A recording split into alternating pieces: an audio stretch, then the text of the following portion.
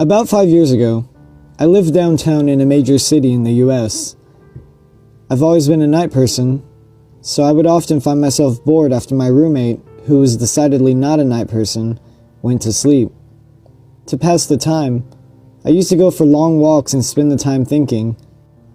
I spent 4 years like that, walking alone at night, and never once had a reason to feel afraid. I always used to joke with my roommate that even the drug dealers in the city were polite. But all of that changed in just a few minutes of one evening. It was a Wednesday, somewhere between 1 and 2 in the morning, and I was walking near a police-patrolled park, quite a ways from my apartment. It was a quiet night, even for a weeknight, with very little traffic and almost no one on foot. The park, as it was most nights, was completely empty. I turned down a short side street in order to loop back to my apartment when I first noticed him. At the far end of the street, on my side, was the silhouette of a man, dancing. It was a strange dance, similar to a waltz, but he finished each box with an odd forward stride. I guess you could say he was dance walking, headed straight for me. Deciding he was probably drunk, I stepped as close as I could to the road to give him the majority of the sidewalk to pass me by. The closer he got, the more I realized how gracefully he was moving. He was very tall and lanky, and wearing an old suit. He danced closer still, until I could make out his face. His eyes were open wide and wild, head tilted back slightly, looking off at the sky. His mouth was formed in a painfully wide cartoon of a smile. Between the eyes and the smile, I decided to cross the street before he danced any closer. I took my eyes off of him to cross the empty street. As I reached the other side, I glanced back, and then stopped dead in my tracks. He had stopped dancing and was standing with one foot in the street, perfectly parallel to me. He was facing me, but still looking skyward. Smile still wide on his lips. I was completely and utterly unnerved by this. I started walking again, but kept my eyes on the man. He didn't move. Once I had put about half a block between us, I turned away from him for a moment to watch the sidewalk in front of me. The street and sidewalk ahead of me were completely empty. Still unnerved, I looked back to where he had been standing to find him gone.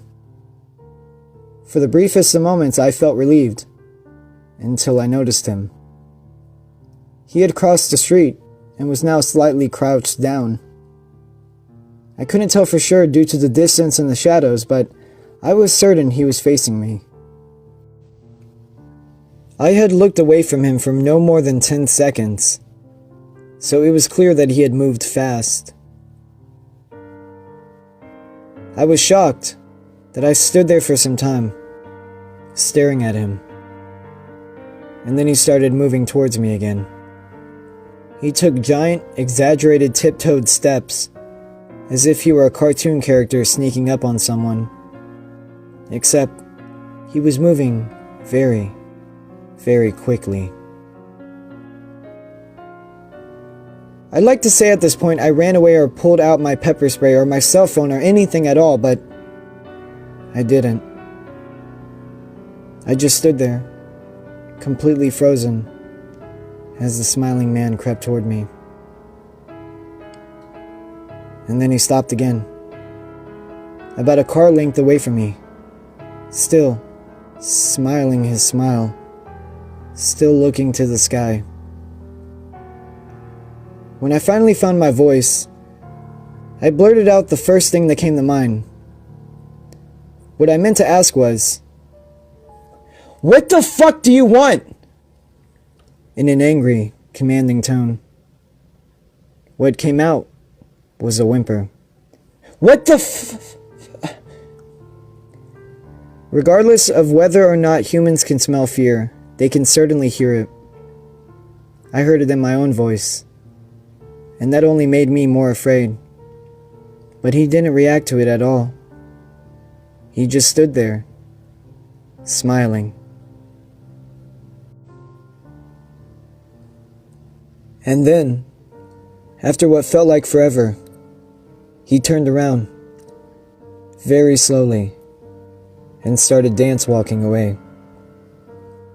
Just like that, not wanting to turn my back to him again, I just watched him go, until he was far enough to almost be out of sight. And then I realized something. He wasn't moving away anymore, nor was he dancing. I watched in horror as the distant shape of him grew larger and larger. He was coming back my way, and this time, he was running. I ran too. I ran until I was off the side road and back onto a better lit road with sparse traffic. Looking behind me then, he was nowhere to be found. The rest of the way home, I kept glancing over my shoulder, always expecting to see his stupid smile, but he was never there. I lived in that city for 6 months after that night, and I never went out for another walk. There was something about his face that always haunted me. He didn't look drunk. He didn't look high. He looked completely and utterly insane. And that's a very, very scary thing to see.